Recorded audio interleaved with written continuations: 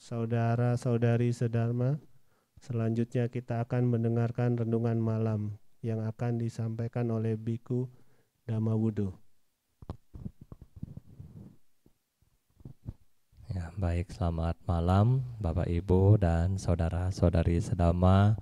Ya, Sukihoto, Namo Buddhaya. Ya, pada hari ini ya Bante senang sekali masih bisa ketemu dengan Bapak Ibu. Ya, walaupun Anda di rumah, ya mungkin kemarin 3 hari Bapak Ibu cari Bante kemana ya? Bante nggak kemana-mana, Bante ada di sini.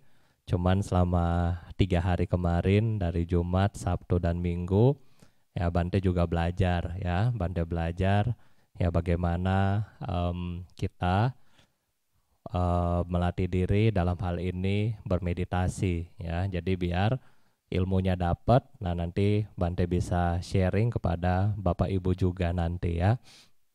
Karena kemarin salah satu topik yang kita lagi bahas hari sebelum-sebelumnya adalah parami, di mana hubungan ya sama yang Bante ambil retret kemarin, di mana ketika parami yang kita belum bahas ini adalah mengenai prajna paramita atau panya parami. Ini yang kita belum bahas kan.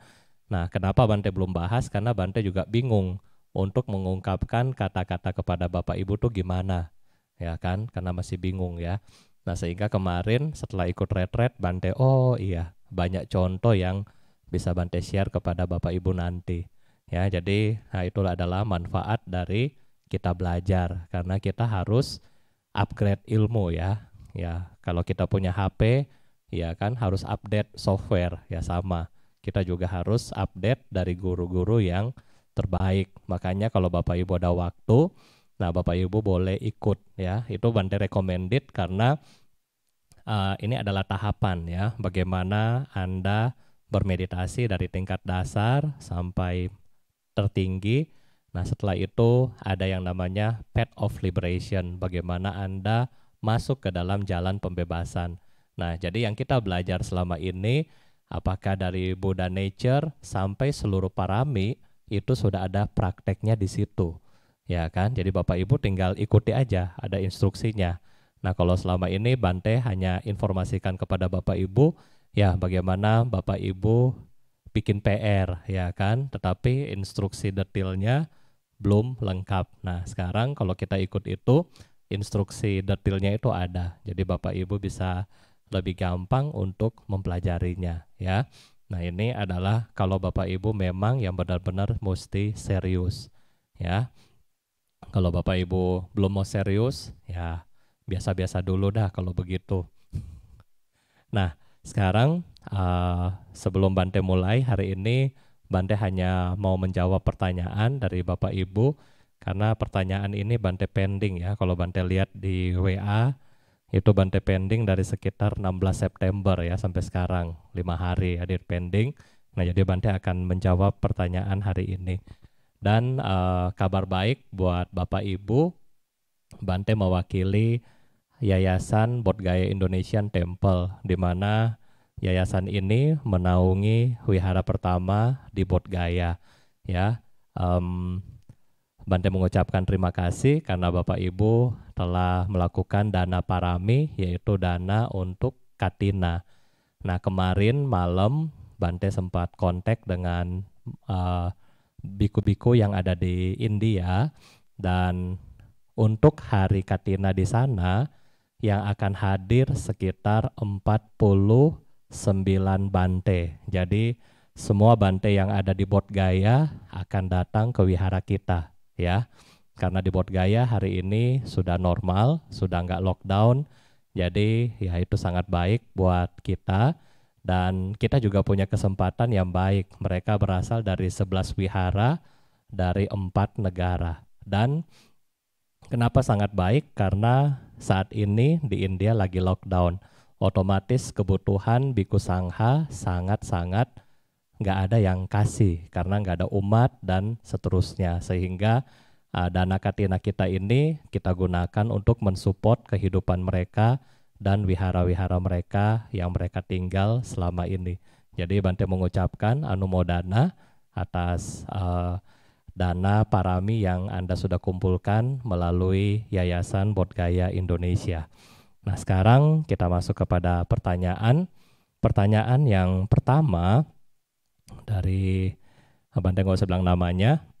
Jadi pertanyaan ini bertanya, Bante, saya ingin bertanya, bagaimana pandangan Buddhis tentang perkawinan beda suku dan beda agama? Ya, jadi pandangan agama Buddha tentang perkawinan beda suku, beda agama. Nah, kalau misalnya dalam ajaran Buddha, memang Buddha menganjurkan kepada kita ketika seseorang mau melakukan yang namanya pernikahan, ya sebaiknya memiliki 4 ya. Bapak Ibu harus memiliki 4. 4 hal ini adalah apa? Kesamaan di dalam dana. Jadi ketika kita mau merit, nanti misalnya istri Anda suka berdana, suaminya pelit, ya nanti akan berantem di dalam rumah. Kok kamu berdana terus? Nah, contoh ya kan. Nah yang kedua, sama sila. Jadi sama-sama punya sila. Jadi jangan sampai suaminya baik banget, nah istrinya silanya berantakan ya kan, suka ngegosip dan seterusnya. Nah sebaliknya, istrinya baik banget, suaminya suka minum minuman keras dan seterusnya. Nah jadi yang kedua ini, kalau mau perkawinan Anda langgeng, makanya yang kedua penting, yaitu memiliki sila yang sama atau moralitas yang sama. Nah yang ketiga, di sini Buddha memberikan kepada kita adalah mempunyai panya, ya, kebijaksanaan yang sama juga, ya kan? Kebijaksanaan di sini lebih ke arah pandangan hidup. Jadi misalnya seorang istri yang bijak, suaminya nggak bijak, tentunya juga di rumah akan ada ya gonjang-ganjing ya, pertentangan. Dan yang terakhir tentunya adalah sama sada. Jadi satu keyakinan, yaitu Anda bisa pilih, ya kan? Misalnya ya agama yang satu, ya sama-sama agama yang satu. Jadi jangan sampai di dalam rumah tangga yang satu agamanya A, si suami agamanya A, si istri agamanya B. Ya kalau kayak begitu nanti, nah itu jadi apa ya? Ribut begitu ya. Nanti ribut gara-gara agama. Tetapi kalau misalnya Bapak Ibu bisa saling toleransi, ya itu nggak masalah. Jadi ini hanyalah gambaran singkat mengenai bagaimana perkawinan yang baik dalam agama Buddha ya. Tadi 4 syarat tadi. Jadi kalau misalnya kenapa kita harus milih yang sama 4 ini? Karena Bapak Ibu kalau nggak sama, ya kan, namanya kita mau melakukan perjalanan yang jauh. Ya kan, perkawinan itu Bante rasa lebih susah daripada jadi Bante. Ya kan? Kenapa lebih susah jadi Bante? Kalau Bante mau pergi, ya udah tinggal pergi, selesai kan? Mau ke kanan ya ke kanan, ke kiri ya ke kiri. Kalau perkawinan bagaimana? Kan nggak mungkin. Satu ke kanan, satu ke kiri. Itu nggak mungkin. Nah jadi Bante rasa perkawinan itu lebih susah daripada jadi Bante begitu ya. Ini yang pertama, lebih susah. Kenapa? Karena dua pihak mau jadi satu, ya kan? Mau bersatu di dalam rumah tangga. Dan ketika mau bersatu, tentunya ada perbedaan, ya kan? Perbedaan dari pendidikan, misalnya perbedaan dari budaya. Misalnya satu orang Hokkien, satu orang Teochew, beda tradisinya, ya. Satu orang Hokkien misalnya, satu orang Tangerang misalnya kan, orang Benteng, tradisinya beda-beda. Nah makanya ketika Bapak Ibu dalam hal ini ketika melakukan proses pernikahan, nah kita harus tahu konsekuensinya. Memang misalnya ya si A sama si B sudah jatuh cinta sehidup semati. Oke, boleh nggak Bante merit menikah tapi mereka berbeda? Ya boleh, tetapi kalau mereka mau menerima perbedaan ini secara toleransi, ya itu boleh. Mereka bisa bahagia. Tetapi kalau tidak, itu akan susah. Kenapa? Karena nanti orang tua dari si pria akan kasih info yang begini. Orang tua dari wanita juga akan kasih info yang begini. Nah, sehingga sulit ya. Nah, tetapi kalau dari sisi Bante, ya nggak apa-apa. Yang penting Anda bahagia, ya let it go ya, silahkan, nggak apa-apa. Ya, tetapi ya kalau Bante pikir-pikir sih, kalau mau menikah tuh pasti susah ya. Bante sendiri aja, kadang-kadang antara pikiran sendiri nih, boleh yang ini, boleh yang itu sendiri aja masih bingung kadang-kadang, ini gimana ya, ini gimana ya. Apalagi kalau dua jadi satu ya, two in one. Wah, untung nggak three in one ya, tiga jadi satu tuh kopi. Oke, jadi ketika Anda mau melakukan itu, ya nggak masalah ya, perbedaan antara agama maupun suku, ya kalau kami nggak masalah. Tetapi kalau mau terbaik, mau bahagia, mau langgeng, ya lakukanlah apa yang Buddha ajarkan, yaitu yang 4 yang tadi. Oke, nah sekarang ini ada quotes ya. Di sini ada juga pertanyaan. Di sini ada quotes yang berbunyi, karena kita sudah datang ke dunia ini, itu juga disebabkan oleh ikatan jodoh. Karena hari ini kita sudah datang, jika bukan datang untuk membayar hutang karma, maka adalah untuk menagih hutang karma. Nah ini, nah jadi pertanyaannya apa dari quotes ini adalah, Bante, kalau misalnya kita datang ke dunia hanya untuk membayar dan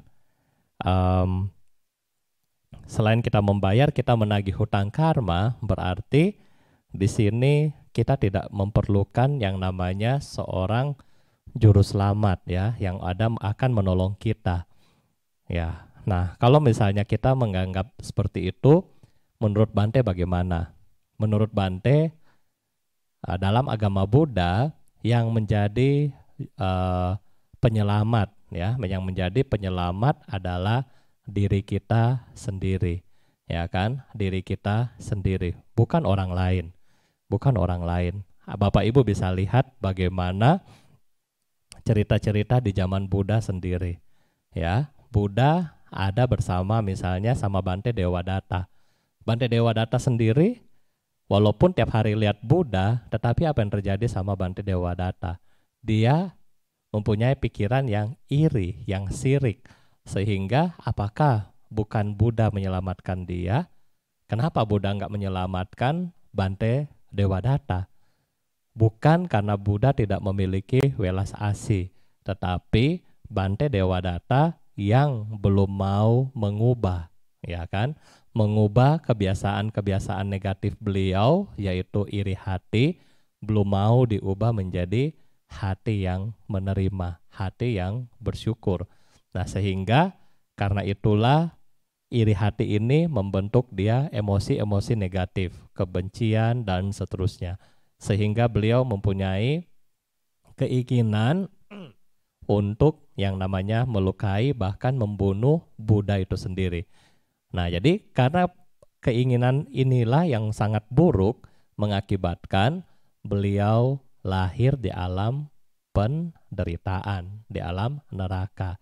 Jadi di sini kalau kita lihat Bapak Ibu, bukan Buddha nggak membantu, bukan, tetapi kita sendiri atau si Bante Dewadatta ini yang tidak mau mengubah hidup dia sendiri, ya kan? Dia yang nggak mau mengubah hidup dia, sehingga karena dia nggak mau berubah, maka dia terlahir di alam yang rendah. Nah, coba Bapak Ibu lihat cerita yang lain. Misalnya Anggulimala, ya kan? Dia dari orang yang begitu kita bilang jahat, bukan karena jahat, tetapi karena memiliki guru yang tidak baik. Sedangkan si Anggulimala awimsaka ya, memiliki devosi kepada guru tersebut, memiliki keyakinan, bakti kepada guru lamanya, sehingga guru lamanya bilang, udah, kamu pergi bunuh orang. Karena memiliki rasa bakti, dia tidak melihat dengan kebijaksanaan. Dia bilang, ya guru saya yang suruh, ya udah saya jalani. Nah, pada akhirnya dia melakukan yang namanya pembunuhan karena untuk mengambil jari. Nah, setelah dia ketemu Buddha, Buddha bilang apa kepada Ahimsaka? Saya sudah stop, kamu yang masih berjalan, kamu yang masih mau maju. Maksudnya apa? Buddha sudah stop untuk melakukan yang namanya pembunuhan dan seterusnya. Tetapi kamu belum stop, kamu masih malah mau membunuh. Nah, oleh karena itulah di situ Ahimsaka dia sadar dan di situ dia diceramahkan oleh Buddha, dia stop perbuatan jahat dia dan kemudian dia menjadi arahat. Nah, jadi di sini siapa yang menolong siapa? Ya kan? Kalau misalnya kita mau menyelamatkan diri kita, otomatis kita sendiri yang harus stop kebiasaan-kebiasaan buruk kita. Karena Bapak Ibu sudah tahu dalam ceramah Bante sebelumnya bahwa kebiasaan-kebiasaan negatif kita akan mengendalikan pikiran kita. Sehingga ketika pikiran kita terkendali karena kebiasaan negatif ini, maka ucapan dan perbuatan kita pun akan terkendali, ya, hilang kontrol karena kebiasaan-kebiasaan negatif ini.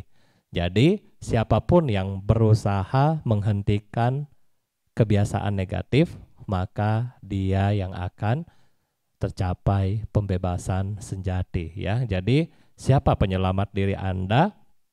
Yang mulia Pak Bongkar Rinpoche dalam bukunya disebutkan Liberation in Your Hand. Ya, jadi pembebasan ada di tangan kita masing-masing. Tentunya setelah kita belajar Buddha Dhamma, kita praktekkan ini, maka inilah pembebasan yang kita akan capai. Nah, ini jawaban dari Bante. Nah, selanjutnya kemarin sempat beredar di dalam WhatsApp group, ya kan, ada, kalau Anda lihat di Singapura apa Malaysia, ada 2 orang. Ya, ini pertanyaan selanjutnya. Ada 2 orang, yang satu, dua-dua ini gila ya. Dua-dua ini gila, orang gila. Nah, jadi di video itu disebutkan disuruh pindah ya, tetapi yang cewek nggak mau, dia bilang ini pacar dia nggak mau pindah begitu. Nah, jadi di sini disebutkan bagaimana pandangan agama Buddha tentang jodoh masa lampau, ya kan? Jodoh masa lampau. Nah, jadi Bapak Ibu, dalam hal ini apakah itu mereka jodoh? Ya, kita nggak tahu itu jodoh apa enggak ya. Tetapi ketika kalau misalnya kita yang sudah memahami karma dan tumimba lahir, maka kita sudah tahu bahwa di dalam kehidupan kita itu minimal Bapak Ibu, minimal di dalam setiap kehidupan kita, kalau kita jadi 2 hal, hewan atau manusia, maka selalu ada ibu, ya, selalu ada mama, karena kita lahir dalam 2 hal ini. Nah, berikutnya berarti kita memiliki ikatan karma dengan orang-orang yang sangat banyak, ya. Bahkan beberapa teks selalu dibilang bahwa semua makhluk adalah ibu kita, ya. Terutama ini teks-teks Sanskrit, teks Mahayana, mereka selalu bilang bahwa seluruh makhluk adalah ibu kita. Karena kenapa ibu kita? Karena kita sudah terlahir sebanyak miliaran bahkan tak terhingga kalinya. Kita sudah lahir, meninggal, dan seterusnya. Sehingga dikatakan semua makhluk adalah ibu kita. Nah, kalau misalnya semua makhluk ibu kita, bukan tidak mungkin juga berapa banyak yang kita sudah menjalin jodoh. Jodoh di sini apakah musuh, apakah orang yang kita sayangi. Nah, jadi dalam hal ini karena kita sudah memiliki banyak pacar ya. Jadi sekarang aja kalau misalnya orang yang hobi pacaran, coba tanya ke anak-anak, sudah berapa pacar? 7 Bante. Wah, luar biasa. Itu baru kehidupan sekarang, belum kehidupan lampau ya. Ya kan? Kalau 7 kali kehidupan lampau dia misalnya 10.000 kali aja. Waduh, 70.000 pacar sudah ya. Ya, belum kalau bilang jadi istri. Waduh, jadi minimal ada 10.000 istri. Nah, Karena setiap kehidupan punya satu kan nggak jadi bante. Jadi setiap kehidupan satu. Jadi ada 10.000 juga. Nah itu baru 10.000 kehidupan. Kalau lebih banyak dari itu, jadi lebih banyak. Nah sehingga karma dan ikatan jodoh inilah yang kadang-kadang pada hari ini kita ketemu kembali ya. Kalau misalnya yang kembali seperti anak kita, suami kita, istri kita, nah ini adalah jodoh yang kuat, ya kan? Orang tua kita, nah ini adalah jodoh yang kuat. Yang kuat adalah dua ya. Apakah mantan, ya, mantan pacar, mantan istri, mantan orang tua, atau juga mantan musuh, mantan yang kita kesel, dan seterusnya. Dua ini akan ketemu lagi di dalam kehidupan kita saat ini ya. Jadi ini masalah jodoh, nah mereka akan kembali kepada kita ya, karena secara naluri kita, kalau kita punya orang yang kita sangat sayangi ya, kita sangat sayangi. Kalau Bante suruh coba meditasi, tutup mata, bayangkan orang yang Anda cintai, gampang atau susah? Gampang. Oh, ini misalnya mama saya, mukanya begini, sudah ingat. Begitu juga yang kedua kan, coba bayangkan orang yang bikin Anda kesel, siapa? Langsung bayangin, oh si ini nih, langsung. Jadi karena ikatan karma dalam batin kita begitu kuat, akhirnya kita akan ketemu mereka lagi. Karena kenapa? Kan Anda ingat sama dia, Anda kesel sama dia, Anda suka sama dia, ya ingat. Akhirnya ketemu sama mereka lagi. Nah ini adalah pandangan agama Buddha tentang jodoh ya. Dan pertanyaan yang terakhir, nah ada